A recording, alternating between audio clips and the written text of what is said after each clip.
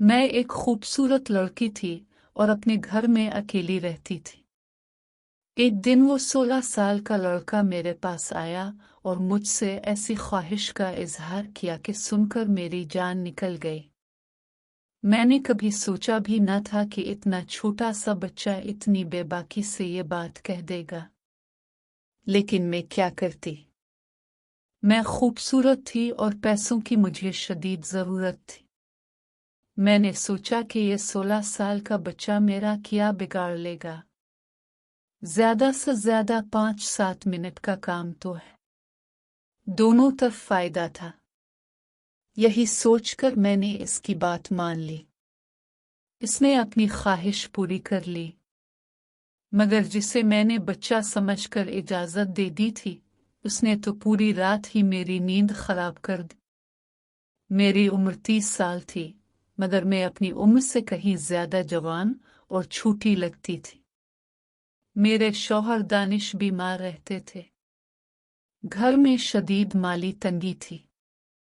एक दिन मैं घर में अकेली थी और बगैर दुपट्टे के काम कर रही थी। अचानक एक 16 साल का लड़का हमारे घर आ गया। जिस निगाह से वो मुझे देख रहा था, मुझे फौरन समझ आ गया कि वो क्या चाहता है। सलाम दुआ के बाद वो बोला, मैडम, मैं तन्हा हूँ और अकेला ही अब से मामला तय करना चाहता हूँ। एक दफा देकर देखें। मैं आपको शर्मिंदा नहीं करूंगा, बल्कि आपकी हर जरूरत पर पूरा उतरूंगा। मैंने उसे सर से पांव तक देखा। कद काठ में वो अच्छा था, मगर उम्र में छोटा था। मैंने इनकार करते हुए कहा, मैं तुम्हारे साथ इस तरह का कोई मामला नहीं कर सकती। तुम अभी बच्चे हो। वो मुस्कुराते हुए बोला, बाजी, मेरा 5 साल का तजर्बा है। मैं 11 साल का था जब से ये काम कर रहा हूं। मेरे आगे पीछे कोई नहीं। मैं अपने काम में माहिर हूं। आप मुझ पर भरोसा करें, आपको कभी पछतावा नहीं होगा। उसकी बात सुनकर मैं हैरान रह गई। मैंने पूछा, तुम्हारे माँ बाप कहाँ हैं? वो बोला, मैं तन्हा हूं। वालिदैन नहीं हैं। इसने बताया कि पहले वो सड़कों पर ठोकरें खाता था, फिर ये काम शुरू किया तो गुजारा चल पड़ा। अब वो अपना काम बढ़ाना चाहता था, इसलिए मेरे पास आया था। अपना फायदा देखकर मैंने इससे मामला पक्का कर लिया। मैंने घर के साथ वाली दुकान उसे किराए पर दे दी। इसका नाम शहरयार था। वो कहने लगा, बाजी, मैं दुकान में ही रहूंगा। मैंने कहा, जो तुम्हें ठीक लगे करो, बस वक्त पर किराया दे देना। इसने दुकान में औरतों का सामान लाकर रख दिया। 2-3 दिन में ही इसका काम चल पड़ा। सारा दिन दुकान खुली रहती और औरतों का रश लगा रहता। रात को वो दुकान में ही सो जाता। कुछ दिन गुजरने के बाद मेरी शहरयार से अच्छी दोस्ती हो गई। वो मेरे छोटे मोटे काम भी करने लगा। आहिस्ता आहिस्ता हमारे दरमियान बेतकल्लुफी बढ़ गई। मेरे शौहर दानिश को फालिज का हमला हो चुका था और वो बिस्तर पर पड़े रहते थे। घर का गुजारा बहुत मुश्किल था। शहरयार से मिलने वाला किराया मेरे लिए बड़ी राहत बन गया। मगर मुझे क्या पता था कि जिसे मैं 16 साल का मासूम बच्चा समझ रही थी, वो इतना सीधा भी नहीं था। इस बच्चे ने कुछ ही अरसे में मेरी पूरी दुनिया पलट कर रख दी। हम दोनों के दरमियान बेतकल्लुफी बढ़ने के बाद मैंने इसे घर के अंदर आने की इजाज़त भी दे दी। अब हाजत वगैरह के लिए वो मेरे घर में ही चला आता। दानिश को इस बात पर कोई एतराज़ भी नहीं था, क्योंकि मेरे लिए तो वो 16 साल का बच्चा ही था। शहरयार के आने से हमारी जिंदगी में रौनक सी आ गई थी। मौसम बदलने की वजह से दानिश की तबीयत काफी खराब रहने लगी थी। मेरे पास उन्हें अस्पताल ले जाने के लिए भी पैसे नहीं थे। एक दिन मेरी आंखों में आंसू आ गए। शहरयार ने मुझे रोते देखा तो पूछा, बाजी, क्या मामला है? क्यों रो रही हो? मैंने इसे बताया कि दानिश को अस्पताल ले जाना है, मेरे पास पैसे नहीं हैं। मैं इस जिंदगी से तंग आ चुकी हूँ। कमजोर लम्हे में मैंने अपने दिल का हाल शहरयार के सामने बयान कर दिया। मेरी बात सुनकर शहरयार मुस्करा दिया और बोला, बाजी, बच्चा कर लो। इसमें क्या परेशानी है? इसकी बात पर मैं शर्मिंदा हो गई। मैं इसे कैसे बताती कि दानिश बिस्तर पर पड़े हैं और इस काबिल नहीं कि हम बच्चा पैदा कर सकें। शहरयार ने शायद मेरे चेहरे का उतार चढ़ाव पढ़ लिया।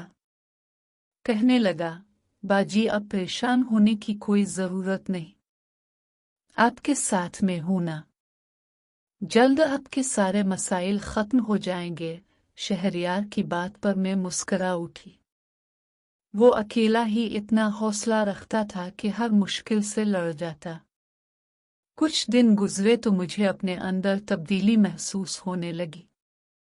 जब तबीयत ज्यादा खराब हुई तो शहरयार ने ही मुझे पैसे दिए और कहा, बाजी, डॉक्टर को दिखा लो। डॉक्टर के पास जाकर मुझ पर हैरत का पहाड़ टूट पड़ा जब मुझे पता चला कि मैं उम्मीद से हूं।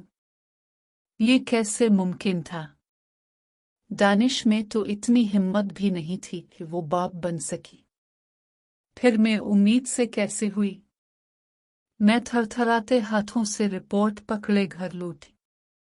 जब मैंने डरते डरते ये बात दानिश को बताई तो वो मुस्कुराकर बोले, हो सकता है मैं इस काबिल हो गया हूं। अगर खुदा ने हमें ये खुशखबरी दी है तो उसे मुस्कुराकर कबूल कर लो। मैं हैरान रह गई थी। क्या वाकई में दानिश के बच्चे की मां बनने वाली थी? शहरयार को भी ये बात पता चल गई।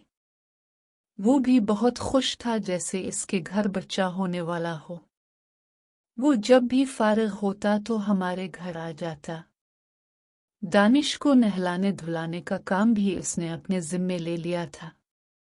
फिर पूरे 9 महीने बाद मैंने एक खूबसूरत बच्चे को जन्म दिया जो ना मेरे जैसा था और ना दानिश जैसा, बल्कि हैरत की बात यह थी कि वो बिल्कुल शहरयार जैसा लग रहा था।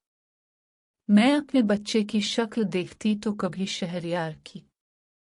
शहरयार ने खुद ही हंसकर कहा, बाजी, दिन रात अपने मुझे इतना ज्यादा देखा कि बच्चा बिल्कुल मेरे जैसा लगने लगा है। इसकी बात पर मैं न सिर्फ चौंकी बल्कि शर्मिंदा भी हुई। अब मेरी गोद में बच्चा आ गया था। मेरी खुशी की इंतहा न थी, मगर अब खर्चा पहले से भी ज्यादा बढ़ गया था। शहरयार ने ही बच्चे के खर्चे के लिए पैसे देना शुरू कर दिए। इसने मेरी और मेरे बच्चे की पूरी जिम्मेदारी उठा ली थी। और फिर 6 माह बाद मुझे पता चला कि मैं दोबारा उम्मीद से हूं। मैं हैरान रह गई। इतनी जल्दी दोबारा, जबकि मेरी शादी को तकरीबन 8 साल हो चुके थे और अब तक एक दफा भी हमल नहीं हुआ था। दानिश ने मुझे समझाया कि जब खुदा की तरफ से नेमत मिल रही है तो इनकार ना करो। मेरा दूसरा बच्चा भी दुनिया में आ गया। 2 बच्चों में इतना मशगूल हो गई कि दानिश का ख्याल रखने की भी फुर्सत ना रहती। उन्हें तो शहरयार ने ही संभाल लिया था। वक्त बहुत तेजी से गुजरता रहा। अब मेरा और शहरयार का साथ इस कदर दोस्ताना हो गया था कि हम एक दूसरे से दिल की हर बात कहने लगे थे। शहरयार अक्सर रात को मेरे बच्चों को संभालने के लिए ले जाता और उन्हें अपने साथ सुला लेता।